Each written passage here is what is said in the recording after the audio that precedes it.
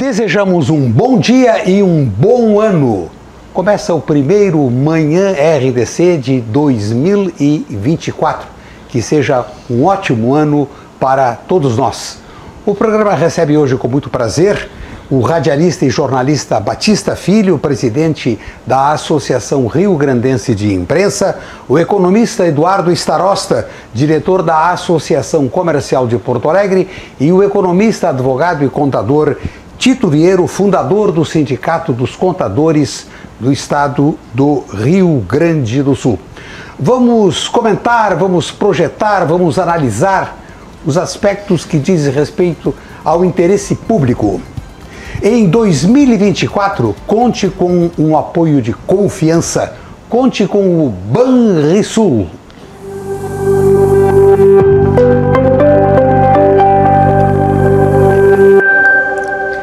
Sejam todos muito bem-vindos e o ponto de partida é a pergunta: o que pode melhorar em 2024?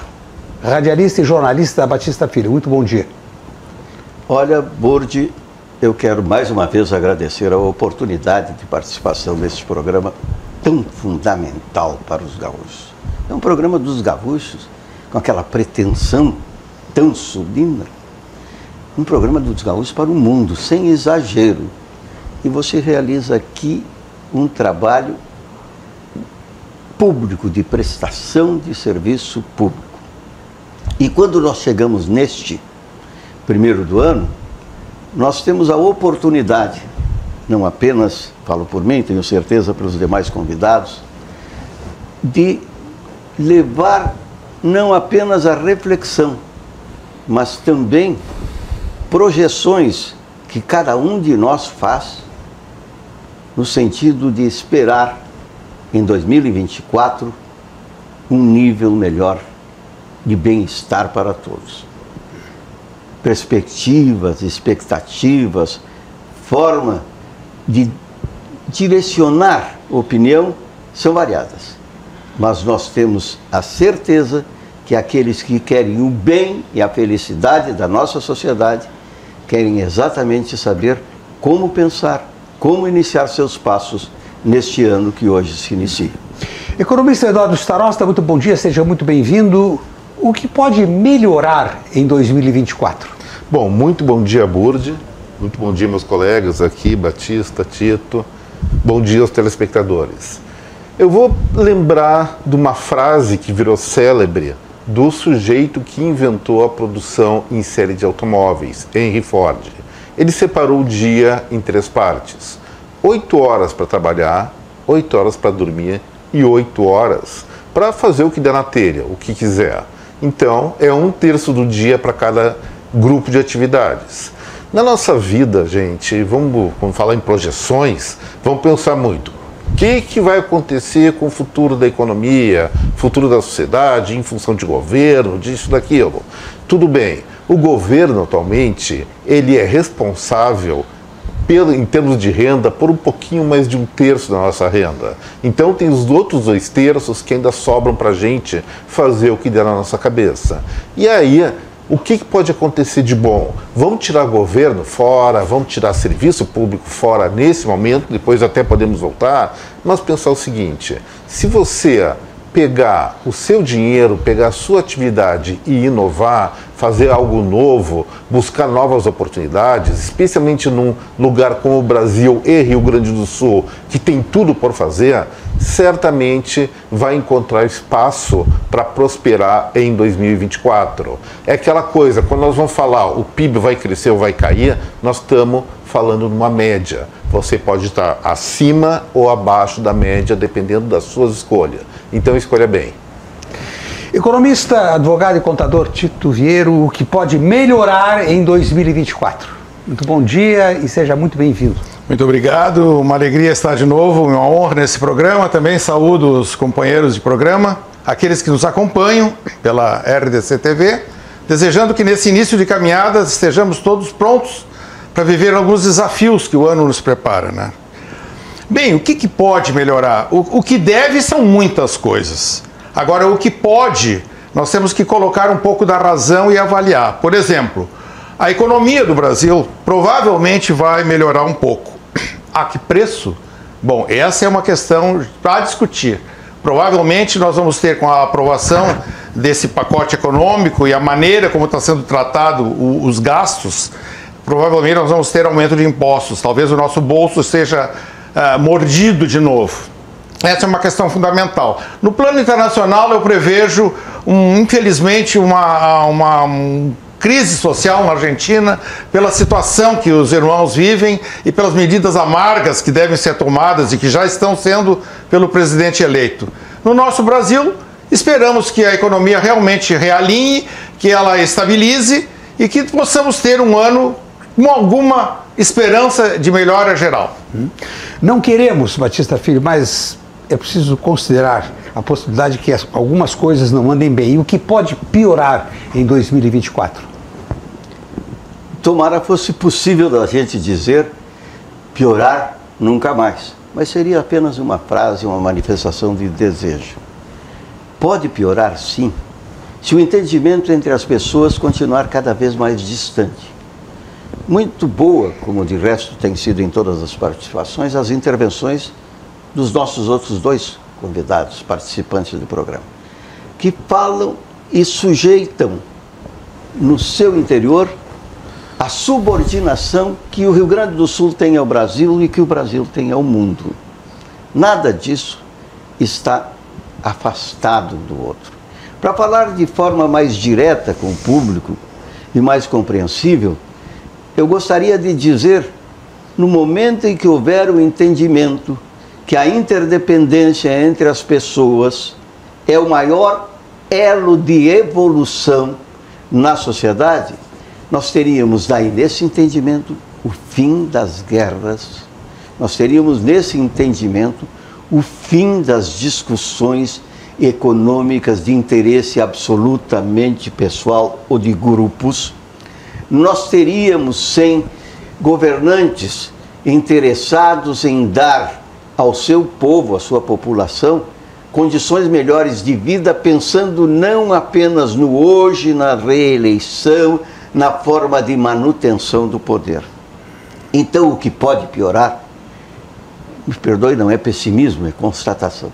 O que pode piorar é serem os dirigentes, os determinantes de políticas de todas as áreas iguais ao que estão sendo até agora. Economista Eduardo Starosta, não se quer, mas a pergunta é inevitável. O que pode piorar em 2024? Olha, eu acho que tem que, antes de falar, porque o nosso amigo Batista, ele é um grande sábio, então ele colocou uma coisa muito importante que eu vou sintetizar.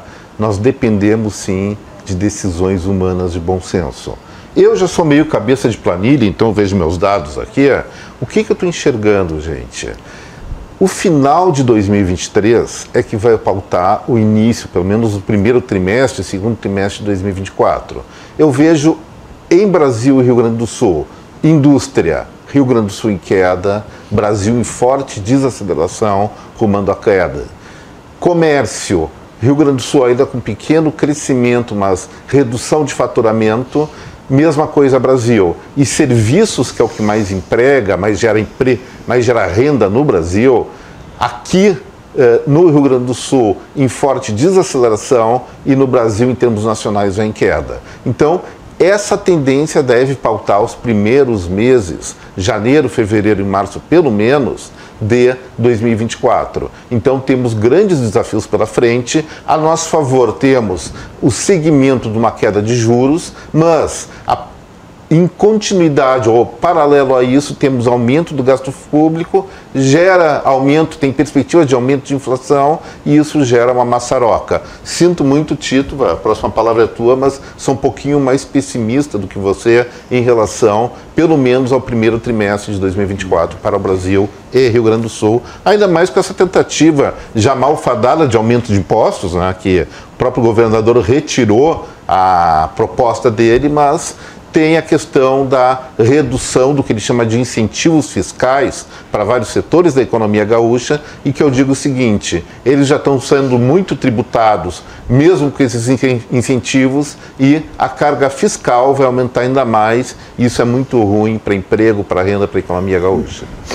Inicialmente perguntamos sobre o que pode melhorar em 2024, e a pergunta agora é sobre o que pode, não querendo, mas o que pode piorar em 2024. Economista Tito Dinheiro.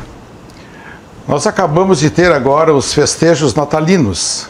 Quantas famílias que antigamente se reuniam e que tiveram alguma cadeira vazia? E eu não falo das perdas por doença, falo das distensões, das divisões nas famílias, às vezes por questões esportivas não tanto, mas políticas. E eu creio, infelizmente, que nós no Brasil vamos ter essa polarização que norteia críticas e elogios, apoios e não apoios, até sabotagens a projetos do Brasil. Nós temos tido um comportamento das três esferas, no Supremo Tribunal Federal, na Câmara dos Deputados, no Senado. Nós vemos assim uma busca de interesses localizados. O interesse pelo Brasil, pelo país, ele não fica nítido em nenhuma das atitudes. Então, infelizmente, eu prevejo que vai piorar uma polarização que é absolutamente nefasta para o desenvolvimento de um país, coisa que nós estamos tanto precisando. Vamos agora entrar numa questão específica, que é de interesse público, a política. 2024 é um ano eleitoral para a escolha de prefeitos e vereadores em todo o país. E eu pergunto, Batista Filho, a pauta será municipal ou ela será nacional durante a campanha? A pauta deveria ser unicamente municipal, mas ela será também reflexo, consequência da política geral. Tito diz muito bem quando fala nesta divisão de opiniões. Eu não diria divisão de opiniões, eu diria até nesta extensão agressiva de ódio. Porque as pessoas, aproveitando erroneamente o que existe de evolução em ciência e tecnologia, acham que, na sua grande maioria, isto é apenas um alimentador de vaidades. Então ficam discutindo o supérfluo e não o essencial. Você propõe aqui uma discussão sobre política e, notadamente, é uma política séria, uma política de governo, uma política de coordenação, supervisão, orientação das grandes questões que envolvem os problemas da sociedade. E não, como reflexo desta colocação, deste antro que se torna, em determinados momentos, pelo desinteresse e o desrespeito para com os outros, as redes sociais, contagia a todos. E os políticos, por serem de carreira e por terem feito carreiras através da percepção do sentimento do eleitorado, acabam agindo de forma igual. E isto também impede este processo de apreciação, de solução através de projetos que se transformam em ações que trazem atividades em busca de bem-estar. Não, isto tudo é a manutenção de um estado de ânimo e de espírito lamentavelmente miserável. Economista Eduardo Starosta, entramos no ano eleitoral e eu lhe pergunto, durante a campanha, a pauta para a escolha de prefeitos e vereadores será uma pauta de assuntos municipais ou vai predominar o cenário nacional? Olha, eu acredito que em 90% dos municípios, fazendo um arredondamento, vai predominar a pauta nacional. Por que vai predominar essa pauta nacional? Porque em 90% dos municípios os eleitores vão estar sendo enganados, vão fugir da questão realmente essencial, a cidade, seja questão de trânsito, seja questão de educação, saúde, ou seja, nós temos vários pontos fundamentais para se discutir em termos de política municipal que deveria nortear as eleições, mas é muito fácil cantar aquela musiquinha, sou de esquerda, sou de direita, usar a retórica para convencer as pessoas a depositar o voto em palavras bonitas. Vou dizer uma coisa que eu já falei uma vez aqui, Burdi. O português ou as línguas latinas fazem as melhores poesias, os melhores versos do mundo, a meu ver. Porém, tem o seguinte, palavras bonitas não geram eficiência, palavras bonitas não geram riqueza, não geram segurança, não geram educação. Então, eu digo, 90% vai ser pauta nacional, pelo menos 90% dos municípios, mas estes vão provavelmente, ou muito certamente, estar vinculados a candidatos que não querem discutir as questões internas. Primeiro, porque não tem interesse ou não tem conhecimento. Muito cuidado, gente, para não sermos enganados mais uma vez.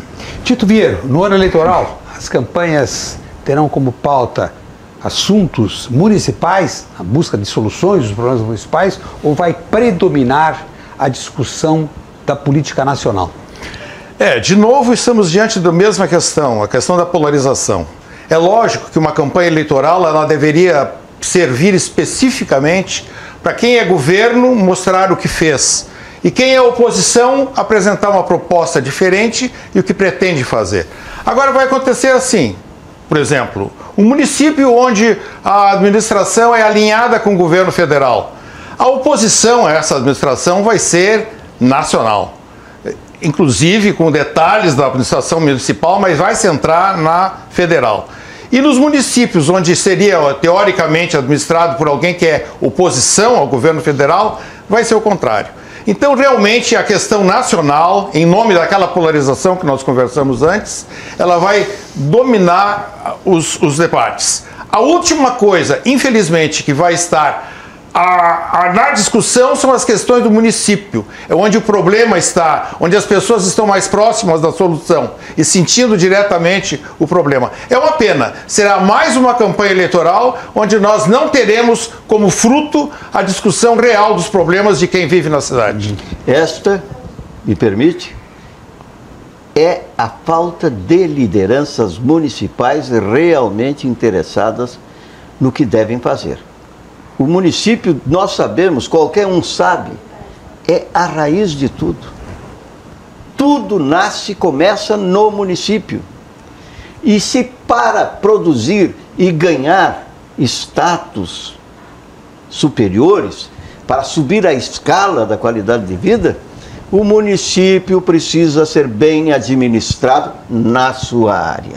O que acontece depois de um período triste no país, em que não houve o aperfeiçoamento das pessoas, especialmente da classe política, porque os melhores foram afastados e outros desenganados deixaram de ser políticos e outros melhores deixaram de ser eleitos por desconhecimento dos seus projetos, o Brasil passou a ter não mais o senador não é diferente, mas o deputado federal, o deputado estadual, ele passou a ter despachantes distritais, preocupados com pequenas questões isoladas da sua área de muitos municípios, sem conhecer as necessidades básicas de cada um deles, apenas vendo por região.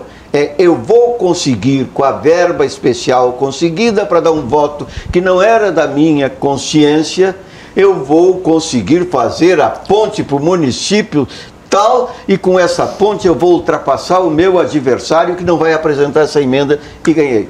E feita a ponte, ele vai lá, inaugura, faz a festa e as pessoas ficam felizes porque a ponte era importante. Mas o nível de escolaridade continua baixo, o atendimento à saúde continua precário e nada disso é trazido numa eleição municipal que é feita para isto.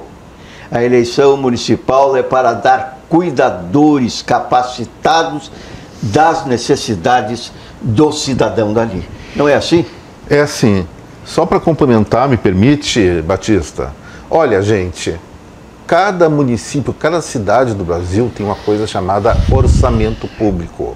Ou seja, antes do início do próximo ano, então, agora, final de 2023 para 2024, o que vai acontecer? A Câmara de Vereadores vai aprovar ou vai rejeitar e vai fazer um acerto com o prefeito municipal sobre o quanto vai gastar e aonde vai gastar o dinheiro que sai do bolso de cada um de vocês.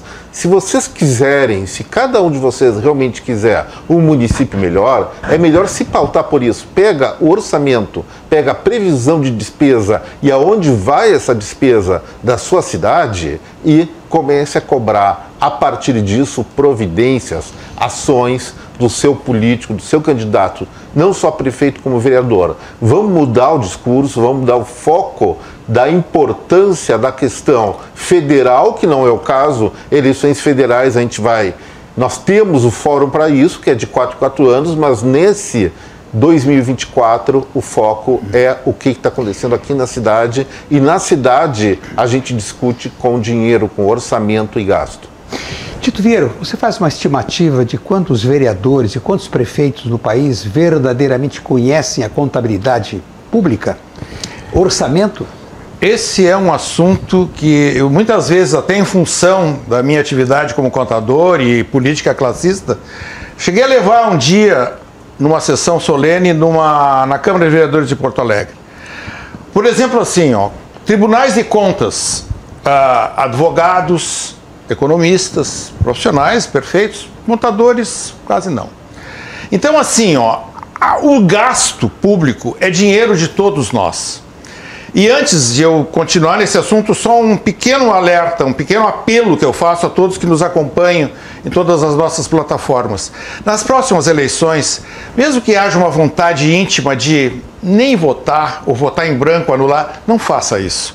Olhe os candidatos, faça a sua avaliação e vote em alguém que você perceba que mereça o seu voto. Isso é o exercício de uma cidadania, não deixe os outros decidirem por você. Voltando, não há conhecimento. E, inclusive, as despesas públicas, quando elas são publicizadas, elas não cumprem o dever da transparência. Por exemplo, se o prefeito de Porto Alegre, a prefeitura de Porto Alegre, fizer um gasto enorme, toda a lei, quando é elaborada, ela precisa de uma exposição de motivos. A despesa pública também deve ser publicizada. Falávamos antes do programa com o Sarosta, alguns contratos, justificar por que foi gasto aquele dinheiro. O cidadão hoje não tem esse hábito, não tem a curiosidade de saber, mas também quem tem que publicizar não publica e vai passando. Aí vem o controle externo, que é o Tribunal de Contas, e aponta algo que já foi feito. A despesa já foi realizada. Aí imputa uma responsabilidade que alguém vai defender e não vai ser culpado por nada. Então, a despesa tem que ser previamente auditada. Previamente. Só para um complemento, isso que o Tito falou, gente, tem uma questão importante. Não é o dinheiro público. Desculpa, Tito. É o teu dinheiro, é o seu dinheiro que vai para os cofres públicos. Então, se você não controla esse gasto, o que vai acontecer? Vão pegar mais dinheiro de você. Isso que está acontecendo com a reforma tributária nacional. Vão pagar provavelmente um imposto federal sobre consumo, agora é federal, estadual e municipal, vai ser mais caro, mais elevado do mundo. Por quê? Porque não tem controle. E por que não tem controle? Não tem controle porque nós temos um problema clássico, a educação. As pessoas, a educação não é apenas para aprender as operações iniciais. A educação é para aprender a ter interesse de participação. A cidadania está se movimentando para saber onde vai, o que faz e por que é imposto que seja feito. Conhecendo a origem, ela sabe onde terminou, o fim do caminho. O Tito é uma sumidade na sua área. Agora, quem pergunta para ele, no cotidiano, a não ser um cliente, o que eu faço com a minha contabilidade? A minha contabilidade é importante ou não? Não recebe essa pergunta em lugar nenhum, conhecidíssimo que é. Então, é o problema básico da educação. Como diria o meu líder de sempre, bota dentro da cabecinha que, e meu líder de sempre é o Leonel Brizola, que sabendo o que estão fazendo com o que é teu, tu vai saber se deixa ou não deixa continuar fazendo. Próximo assunto, a tragédia provocada pelas mudanças do clima em todo o mundo. Rápido intervalo e voltamos a acompanhar as análises dos convidados Batista Filho, Eduardo Starosta e Tito Vieiro. Voltamos já e aguardamos por vocês.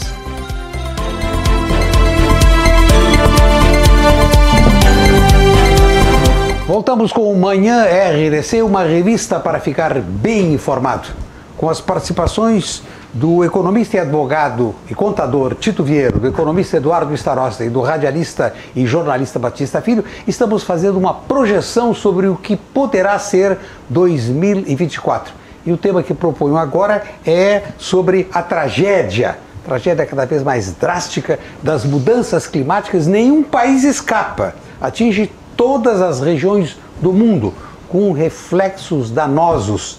É o assunto sobre o qual gostaria de ouvir a opinião do economista, contador e advogado Tito Vieiro. Onde vamos acabar com isso aí? Infelizmente, nós somos obrigados a recordar que há alguns anos já são feitas previsões sobre catástrofes futuras, vindouras, sobre a questão do clima, e o futuro chegou. Hoje já não podemos mais discutir se aquelas previsões eram demasiadamente funestas ou não. Está aí a realidade. Bem aqui no nosso quintal, aqui no nosso Rio Grande do Sul, em Porto Alegre, nós tivemos prejuízos, mortes, perdas materiais no mundo inteiro. E aí nós nos voltamos para quem? Para aquelas pessoas que estão nomeadas para tentarem encaminhar soluções para isso. Aqueles que detêm o poder sobre legislações que possam interferir no efeito estufa dos gases, mas nós não vemos isso. Infelizmente, nós somos obrigados a assistir encontros com a finalidade de encontrar soluções que acabam com discursos.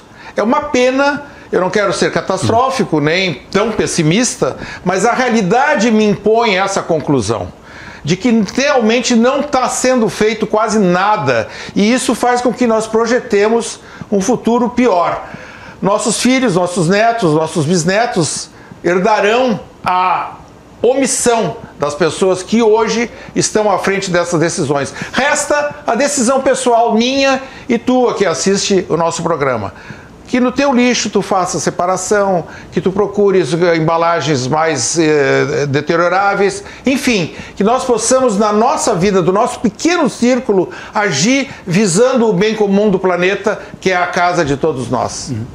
Economista Eduardo Starosta, como se justifica a omissão, a irresponsabilidade, considerando o final do século XVIII, início da Revolução Industrial, quando as chaminés começaram a emitir fumaça, os automóveis começaram a circular queimando combustível, que tenha demorado tanto tempo e não tenham sido tomadas medidas necessárias para proteger a camada de ozônio, que hoje sofre um dano brutal com fenômenos que nós estamos vendo. Antes íamos ao cinema para ver os filmes com catástrofes. Hoje nós vemos a realidade com essa característica. Olha, primeira consideração, Bordi, tá? A COP28, aquela, foi, desculpa falar, uma palhaçada. O que nós estamos vendo ao nível oficial de debates ambientais? Primeiro, lógico, penalizar a Amazônia, mas essa penalização é sempre aquela coisa.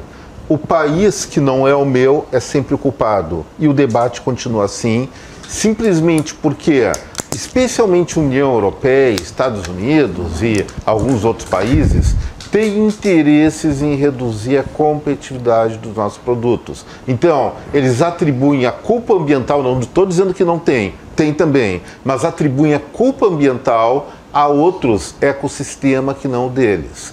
Segunda coisa, gente, a ficção científica que nós assistimos nos anos 80, nos anos 90, virou realidade. Agora, em 2024, nós vamos ter mais um ano ferrado, não estou dizendo grave, estou dizendo ferrado de El Niño. Anticiclones vão ter Rio Grande do Sul, Santa Catarina, isso é previsão já consolidada. Além do mais, podem esperar por mais um fenômeno apocalíptico, que é uma explosão solar que está para acontecer, acontece uma a cada 11 anos, que pode simplesmente interromper por alguns dias ou até meses a transmissão da internet. Então, nós temos uma agenda. Por outro lado, reversão de toda a caca que se fez desde o século XVIII até agora, evidentemente a maior parte desse tempo não se tinha a consciência de que se fazia mal ao meio ambiente, mas a partir do momento que surgiu essa consciência, era importante começar a intervir, isso aí foi anos 70, 80, o que tem de acontecer? Gente,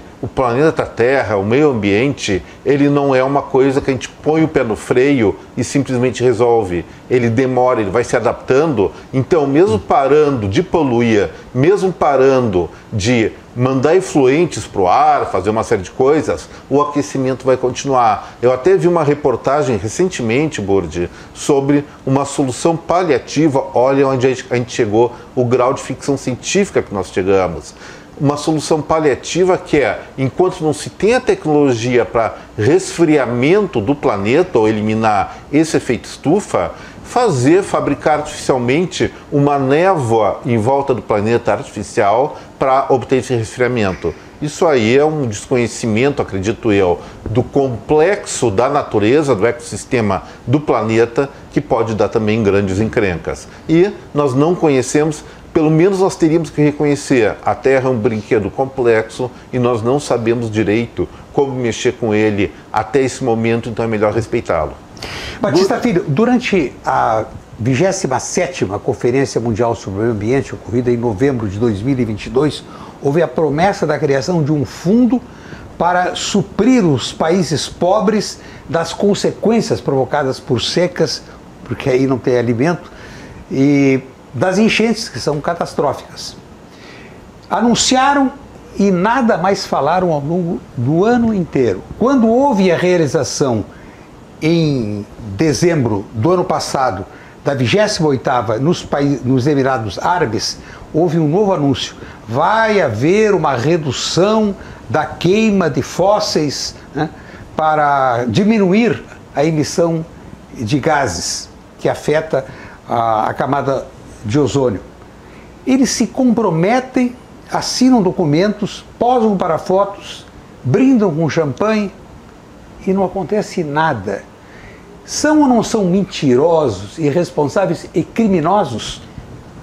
São, primeiro, enganadores profissionais. Eles vivem de enganar. Esta é a primeira observação. A segunda, fundamental, sobre essa questão do clima, é preciso fazer uma conexão aqui causal. Qual a causa? A causa, primeiro, é a associação da ambição com a omissão.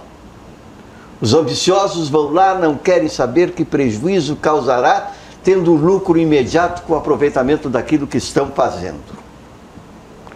A licenciosidade, os que fecham, e a omissão, fecham os olhos para que alguém que lhe dá retorno possa causar o que está causando. Esta eliminação gradual, não apenas da saúde, mas da humanidade. É sério assim. Não tinha tempo previsto para o fim dos tempos e agora pode se prever. Continuando essa destruição da natureza, que a natureza é muito parecida com o humano e por isso reage, nós vamos chegar ao desaparecimento, à extinção. O que se faz para isso, mais uma vez, quando os dirigentes não tomam as posições corretas?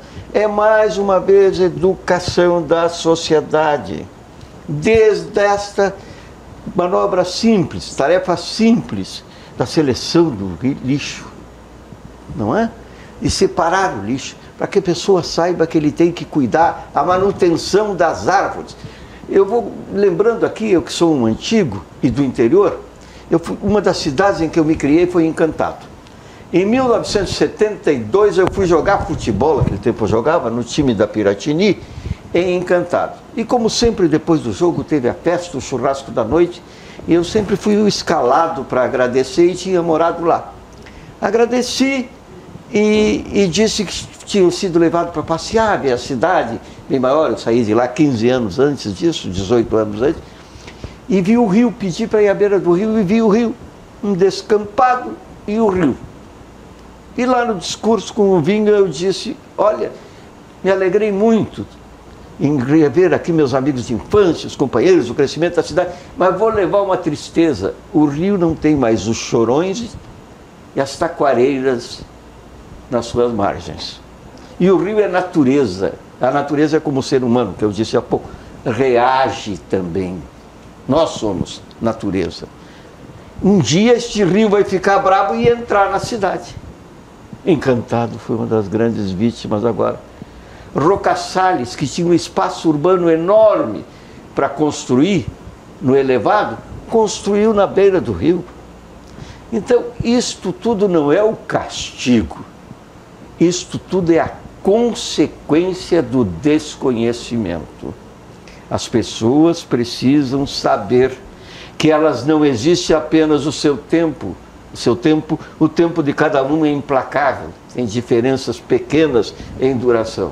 Elas precisam viver o seu tempo, mas como a família é fundamental e é o que não desaparece, a memória da própria pessoa fica na sua sucessão, nos filhos, nos netos, nos bisnetos. Esses que precisam ser protegidos. Nós vamos sofrer até os últimos dias, mas não deixem sofrer aqueles que vieram de nós para viver bem, bem melhor do que vivemos, e que possam ter também boas lembranças do seu tempo. Né? É isto, é este conjunto, me desculpe aqui me alongar, mas esse conjunto da ambição, da ganância, com a ignorância e a irresponsabilidade. Tito, outro assunto de interesse público da sociedade, você vê algum sinal de que o Brasil sairá da condição de país com índices sofríveis na área do ensino, considerando o ranking mundial?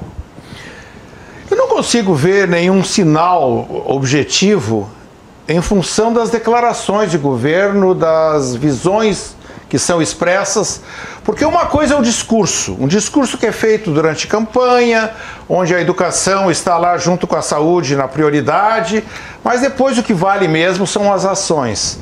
Nós estamos vendo agora nessa discussão toda dos programas econômicos, da necessidade de que nós ouvimos agora mesmo a presidente do partido que está no comando do país dizer que tem que gastar.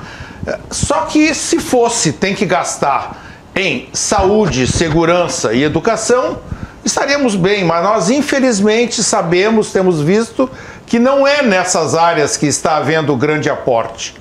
Então eu não tenho muita esperança não, esperança até eu tenho, mas se eu tivesse que apostar, eu colocava muito pouco dinheiro nessa aposta, porque o Brasil realmente, com os programas de televisão que nós temos assistido nos canais abertos, um emburrecimento da população, as pessoas hoje ficam mais tempo no WhatsApp, no TikTok, do que ler um livro, do que ir a um curso, enfim, a educação que na família, que é a base, ela não está sendo ministrada como deveria ser, os encarregados pelos governos também não estão muito preocupados com isso. No discurso, sim, até criticam os outros, mas as ações efetivas eu não vislumbro.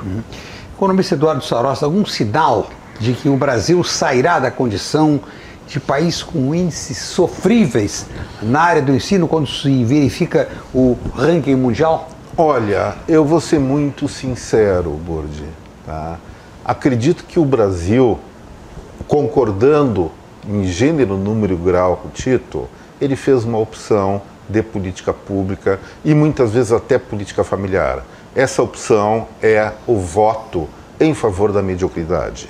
E realmente, sim, dependemos de políticas públicas, dependemos também de uma conscientização educacional familiar para melhorar a situação. Eu sou um pouquinho mais otimista nesse caso, porque eu estou enxergando vários aspectos novos, várias tecnologias novas, especialmente a partir da rede mundial de computadores, novas didáticas que aceleram o aprendizado, mais interatividade com vários tipos de, vamos dizer, capacitações que sim, pode melhorar num curto prazo a qualificação e o conhecimento dos brasileiros. Mas, para buscar uma posição mais elevada, de melhor destaque, nós temos uma posição agora de destaque negativo, mas para galgar posições de destaque positivo no ranking mundial, tem muito trabalho pela frente. E acredito sim, a informática, a internet pode ser um grande facilitador se nós não nos contentarmos com o hábito da mediocridade nos programas, nas redes sociais que nós costumamos investigar. O que era para ser produtivo passa a ser apenas recreativo ou agressivo.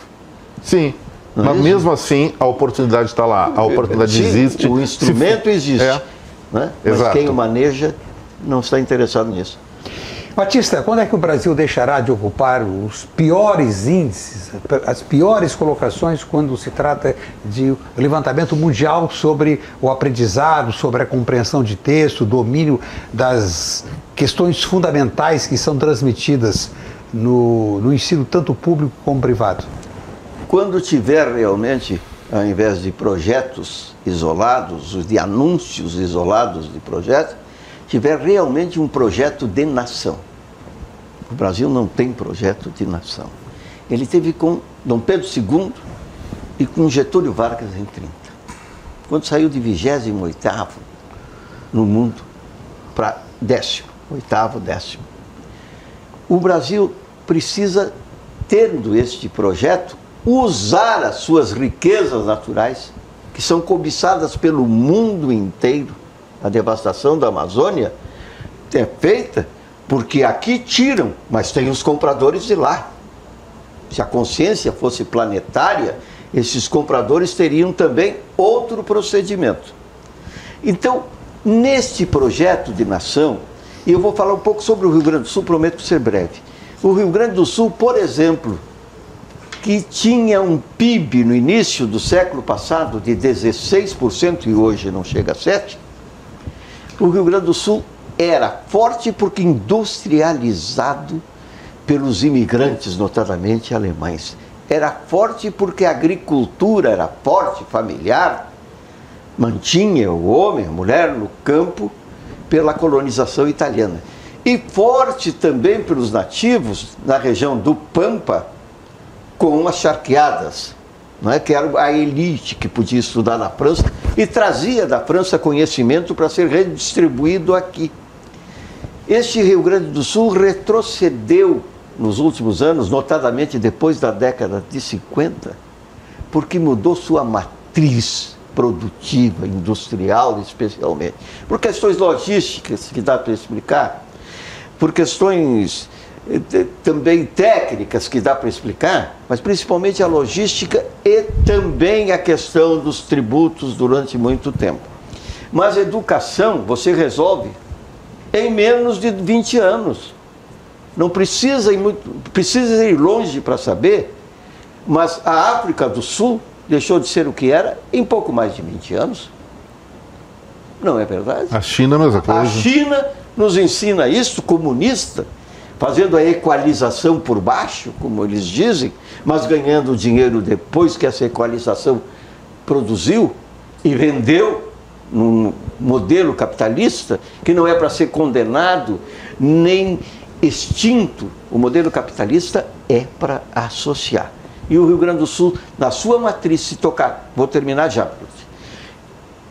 incentivo, não estatizando, mas incentivo a produção do soja lá na campanha, numa campanha que tem que ser com o nome Salve o Bioma Pampa, com essa campanha, a exportação de suco de uva que o mundo todo que quer alimentação saudável vai receber e vai precisar, notadamente o velho mundo, e trocando a matriz do fumo por lavanda. O único produto no mundo que nunca sofreu crise de demanda, porque é o produto da vaidade, durante as guerras não parou de produzir, e esse produto é também do bem-estar e da alimentação saudável. E agora a mensagem do Simers: viver mais, melhor e garantir um futuro protegido para a nossa família é o que mais queremos, não é mesmo? E para o Sindicato Médico do Rio Grande do Sul, o Simers, a segurança dos médicos é tão importante quanto o cuidado que eles têm com a saúde dos pacientes. Por isso, o Simers apresenta uma nova solução contábil para garantir o futuro dos seus associados com mais tranquilidade. E ainda melhor, com as menores taxas do mercado. São soluções de previdência privada complementar nas modalidades aberta e fechada. Invista na sua previdência privada e proteja seu futuro com o Simers. Entre em contato e fale com um dos consultores especializados do Simers. Simers Prev, um futuro protegido. 51-982-421600. Próximo assunto, o mundo em guerra. Quando a ONU deixará de ser omissa? Será que isso vai acontecer em 2024? Voltamos já com as participações do radialista e jornalista Batista Filho, do economista Eduardo Starosta e do economista, contador e advogado Tito Vieiro. Aguardamos por vocês.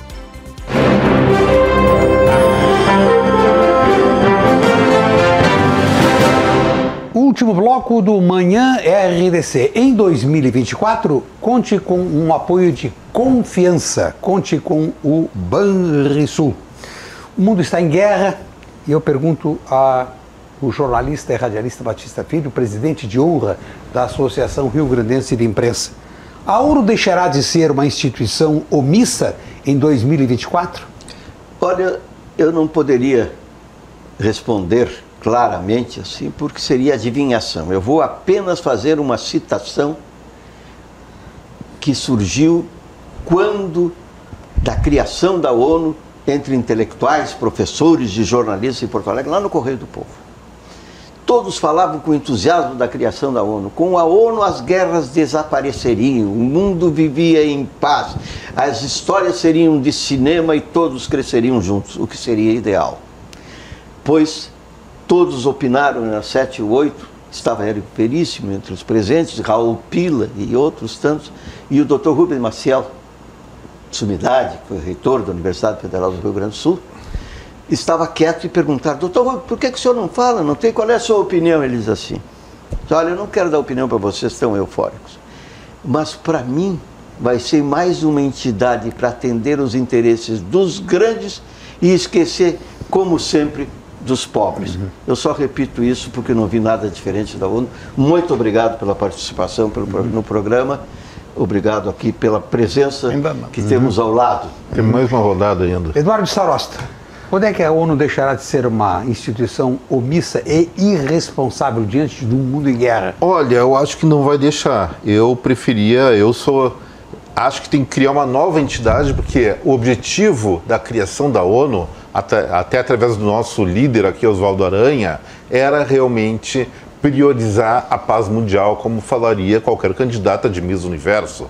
Mas a questão é a seguinte, gente: a ONU, com o passar dos anos, foi criando cada vez mais órgãos, fundações, entidades, virou um cabidão de emprego. E quando vira um cabidão de emprego, a atividade meio acaba superando ou eliminando seus objetivos. Então, a ONU não tem poder nenhum de interferência em nenhum conflito bélico nesse momento, e acredito que não vai ser em 2024 que vai ter. As soluções, elas vão acontecer, podem e devem acontecer diplomaticamente, porém não através da ONU. Algumas guerras aparecem mais do que as outras, mas atualmente, segundo levantamentos feitos por instituições de credibilidade, 40 países estão em conflito, Tito Vieiro. Quando é que a ONU exercerá com responsabilidade o papel para o qual foi criada a organização? Nunca a omissão da ONU ficou tão evidente, tão plasmada em termos de opinião mundial como agora. E essa evidência é que faz com que eu alimente a esperança que alimentou lá na fundação aqueles que a criaram e que exultaram com a criação da ONU. Então eu alimento sim a esperança de que essa situação tão grave criada com a omissão da ONU possa fazer com que haja a reversão de procedimentos individuais, que será também a reversão do comportamento coletivo. Considerações para encerramento do programa, Batista Filho. Agradecimento a todos, a quem nos convida, a quem participa ao nosso lado, e a todos aqueles que acompanham o programa, e tenho certeza que os programas são acompanhados até a finalização. E desejar que 2024 seja bem melhor a todos e que as pessoas tenham fé, esperança, força mental para superar as dificuldades que aparecerão. Mas o tempo é perfeito, o tempo não erra, ele sempre vence. Portanto, tenham bom tempo durante todo o ano. Eduardo Starosta. Bom, em primeiro lugar, boas festas aos telespectadores, aos que estão por trás das câmeras e os que estão na frente das câmeras também. Gente, nós estamos entrando no ano novo e sempre, Natal também, boas festas em geral, mas sempre esse é um período de reflexão e realmente uma inspiração para a mudança. Eu, como eu falei algumas vezes, eu sou um cabeça de planilha. Eu vejo a informação e calculo tendências. Essas tendências, como eu mencionei anteriormente também, são uma média. E para sair positivamente da média, quem faz a diferença é você. Então, se eu falo o PIB do estado do Rio Grande do Sul, o PIB do Brasil vai cair, tudo bem, pode me chamar de bobalhão, até talvez seja mesmo. O importante é o seguinte, isso é uma média. E a média, você pode superá-la através da sua iniciativa, da sua qualificação e da sua inventividade. Não faça mais do mesmo, inove, tente coisas novas que realmente... Essa é a chave não só do Rio Grande do Sul, não só do Brasil, mas também do mundo, para a prosperidade. Vamos inovar, vamos achar novos nichos, novos mercados e novas opções para a felicidade. Um abraço a todos. Tito Vieiro. Uma alegria poder estar aqui mais uma vez, aprendendo com os meus amigos, participantes do programa, aos quais eu quero estender os meus votos de felicidades nesse ano que está se iniciando, a ti, Burdi, a toda a equipe da RDC que nos acolhe, e me dirigir especialmente ao senhor e senhora que está agora nos assistindo, em qualquer uma das nossas plataformas, em qualquer momento. Que esse sentimento que nós acabamos de viver agora, do tempo natalino, de harmonia, de fraternidade, depende de cada um de nós mantê-lo vivo no nosso coração. O ódio mundial é a soma dos ódios individuais. Então nós podemos, no âmbito da nossa família, com os nossos amigos, aproveitar esse tempo de renovação, de férias, meditar um pouco e colocar no fundo do coração aquela vontade de acabar com distensões, com divisões. As questões políticas tenham a sua posição, mas não despreze a do outro. Faça aquilo, procure viver aquilo que normalmente nós pregamos, que é a paz e o amor, e que o Senhor nos ajude, aquele que criou todas as coisas, a sermos fiéis a esse tipo de promessa e disposição do coração. Me permite palmas? Chegamos ao final do primeiro Manhã RDC do ano. Agradeço a presença tão honrosa, tão enriquecedora de Batista Filho, Eduardo Starosta e Tito Vieiro. Agradeço por sua companhia, ao prestígio do Banco do Sul do Cibras.